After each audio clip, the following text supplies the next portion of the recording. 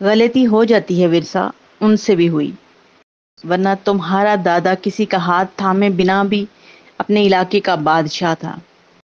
رانا بھابھی کی اس بات کے بعد وہاں ان تین عورتوں نے یک بیک کئی ٹکڑوں میں بٹی آہ بھری تھی۔ غلطی ہو جاتی ہے، مان لیا، مگر انہوں نے غلطی نہیں، غلطیاں کی۔ ٹھیک ہے، رشتہ داروں میں جھگڑے ہوتے رہتے ہیں، جیسے زرش بی کے چھوٹے بہنوئی کا جبار انکل کے ساتھ ہوا تھا، پھر باقی فیملی نے بیچ میں پڑھ کے صلح کروا دی تھی۔ ایسے ہی دادا بھی اپنے سسرال والوں سے صلح کر لیتے تو واپس جا سکتے تھے۔ اس کے لہجے میں حسرت چمکی تو آس پاس موجود ان دونوں عورتوں کے دل میں اس بجھی صورت نے قیامت مچائی، کیونکہ وہ جانتی تھیں کہ واپسی ناممکن تھی۔ صرف جھگڑا ہوتا تو وہ واپس چلا جاتا، مگر اس پر قتل کا الزام لگ گیا تھا۔ وہ واپس جاتا تو انہوں نے بات ادھوری چھوڑ دی کہ گلے میں کچھ اٹکا تھا۔ میرات کو یقین تھا کہ اگر رانا یہاں نہ ہوتی تو ورثہ کے سوال جواب پر ان کا دل کب کا بند ہو چکا ہوتا۔ تو یوں کہیں نا کہ میرات کا پورا خاندان ہی ظالم تھا، اس کا تیز لہجہ چٹخا نہیں، میرات ان سب سے زیادہ ظالم تھی۔ دیوار کے دوسری جانب ٹھنڈی چائے کو تکتی میرات کو پوتی کی اس بات سے اختلاف ہوا۔ اگر اس جھگڑے میں صلح کی گنجائش نہیں تھی تو پھر ہمایوں خان اپنی بیوی کو ساتھ لانے کے بجائے اس کے باپ کے حوالے کر کے آتا، پھر یہاں نہ کوئی تیمور ہوتا نہ کوئی ورثہ تیمور۔ وہ جب غصے میں ہوتی تو ہر رشتے کو ان کے ناموں سے پکارتی تھی۔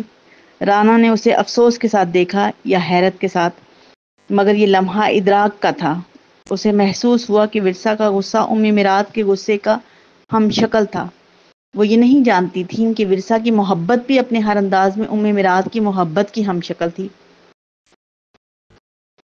وہ ہر آنے جانے والے کا کندھا پکڑ کر اسے یہ نہیں بتا سکتی تھی کہ اس گھر میں ان کے عیش و آرام ان کے اپنے رویے پیسے کی بدولت ہی نہ ہیں، نہ ہی وہ ہر آنے جانے والے کو یہ وضاحت پیش کر سکتی تھی کہ ہم یہاں ان کے غلام نہیں اور نہ ہی ان کا دیا کھاتے ہیں، مگر وہ اسے ایک شخص سے تو شکوہ کر سکتی تھی جو ہر دوسری بات پر اس کو احساس دلاتا تھا کہ وہ اپنی فیملی کے مقابلے انہیں برابر کی سطح پر رکھتا ہے۔ اور اگلے ہی دنوں سے بات کرنے کا موقع مل گیا۔ جب قسام انہیں کالج سے پک کرنے آیا، وہ گاڑی میں بیٹھنے سے انکار نہیں کر سکتی تھی، مگر اسے اپنے موڈ پر اختیار تھا۔ سمن اس سے بات کرنے کی کوشش کر رہی تھی، مگر وہ اپنے جواب صرف ہوں ہاں تک محدود رکھ رہی تھی۔ وہ ان پر لا تعلقی ظاہر کرتے ہوئے گاڑی کے کلرڈ شیشوں سے باہر جھانک رہی تھی، جیسے وہ ان دونوں کو جانتی ہی نہیں تھی۔ وہ ڈرائیونگ کرتے ہوئے سامنے دائیں بائیں جہاں بھی دیکھ رہا تھا، مگر ہنوز اسی کی طرف متوجہ تھا۔ وہ اس سے پوچھتا کہ تم خاموش کیوں ہو تو یہ ایسا ہی سوال تھا کہ مقابل پوچھے تمہاری آنکھوں کا رنگ کیا ہے۔ وہ جس موڈ کے ساتھ جتنا بھی خاموش ہوتی، جیسے وہ بات نہ کرتے ہوئے بھی اس سے بات کرتی تھی، تو اس کا بات کرنا یا خاموش رہنا قسام کے لیے ایک برابر تھا۔ اس وقت وہ اس کی گہری چپ پر حیران یا پریشان نہیں تھا۔ وہ سمجھ رہا تھا کہ وہ اس وقت دل گرفتہ، اداس یا پریشان نہیں تھی۔ وہ جان سکتا تھا کہ وہ بس غصے میں تھی، مگر ورثہ کے برابر بیٹھی سمن کو اس کے موڈ کی اتنی سوجھ بوجھ نہیں تھی، لہٰذا سمن اس سے پوچھ سکتی تھی کہ ایسے منہ بنا کر کیوں بیٹھی ہو، اور اس نے پوچھا بھی۔ پھر وہ ہکا بکا ہوئی کہ ورثہ اس کی بات پر بھڑک اٹھی تھی۔ میرا اپنا منہ ہے، بنا کے بیٹھوں یا بگاڑ کر، اس بات پر تو تم لوگوں کی دولت خرچ نہیں ہوتی نا، وہ تلخی سے بولی۔ وہ دائیں بائیں جہاں بھی دیکھ رہا تھا، مبہم سا مسکرایا۔ وہ جانتا تھا کہ وہ بس غصے میں تھی۔ یہ کل سے ایسا کیوں ہو رہا ہے؟ میں تم سے جو بات بھی کرتی ہوں تم بیچ میں دولت کو گھسیٹ لاتی ہو۔ وہ اس کے گلابی پڑتے چہرے کو گھور کے بولی، یہ بات تم اپنی نانوں سے پوچھو نا، ورنہ میں انہیں بتاؤں گی کہ اگر عزت صرف دولت کی بنا پر کی جاتی ہے تو میرا دادا بھی اپنے علاقے کا بادشاہ تھا۔ اس نے گردن اکڑائی۔ سمن لاجواب ہوئی۔ وہ نہیں جانتی تھی نانو ان سے کیا کہہ کر آئی تھی، مگر وہ اس کے دادا کو بادشاہ ماننے پر بھی تیار نہیں تھی۔ نانو نے تم سے کیا کہا تھا؟ قسام نے گاڑی کی سپیڈ کم کرتے ہوئے پلٹ کے سوال کیا۔ گرے شرٹ اور بلیک ٹائی میں ملبوس وہ جیسا بھی لگ رہا تھا، اس کی گاڑی جس قدر بھی قیمتی تھی، مگر وہ اسے انہی نظروں سے دیکھ رہا تھا جیسے بادشاہ کی پوتی کو دیکھتے ہیں۔ انہوں نے جو بھی کہا تھا، مگر انہیں بتا دینا ہم یہاں غلام ہیں، نہ کسی کا دیا کھاتے ہیں، بلکہ تم لوگوں کے کئی عیش و آرام تو میرے باپ دادا کی دولت و جاگیر کی بدولت ہی ہیں۔ وہ یوں وثوق کے ساتھ بولی کہ سمن اسے دیکھتی رہ گئی، جبکہ قسام کے تھکے چہرے پر تازہ مسکراہٹ رنگی۔ سیریسلی؟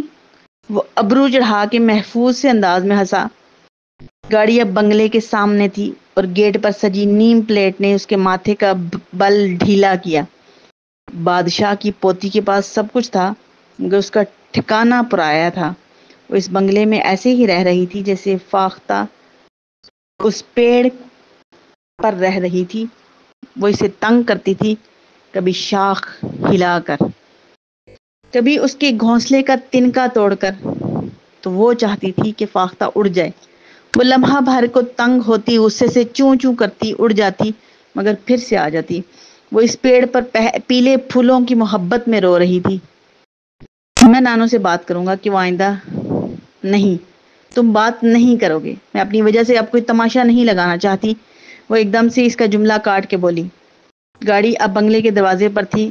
گو وہ اسے سمجھتا تھا، لیکن وہ اکثر اسے حیران کر جاتی تھی۔ ورثا نے اس حیران نگاہ سے نظر چرائی، پھر دوسرے لمحے جھکا لی۔ اسے فاختہ کی محبت نے چونکا دیا تھا۔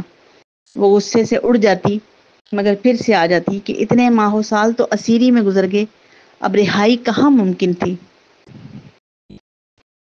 وہ سٹنگ ایریا کی طرف جا رہی تھی جب اس کی نگاہ اطراف میں اٹھی اور لائٹ پنک دیوار پر ایک فریم میں قید فوٹو سے الجھی۔ وہ وہیں ساکن ہوئی۔ اب شام کہیں بہت پیچھے رہ چکی تھی اور رات کے اس حصے میں جیسے وہ اس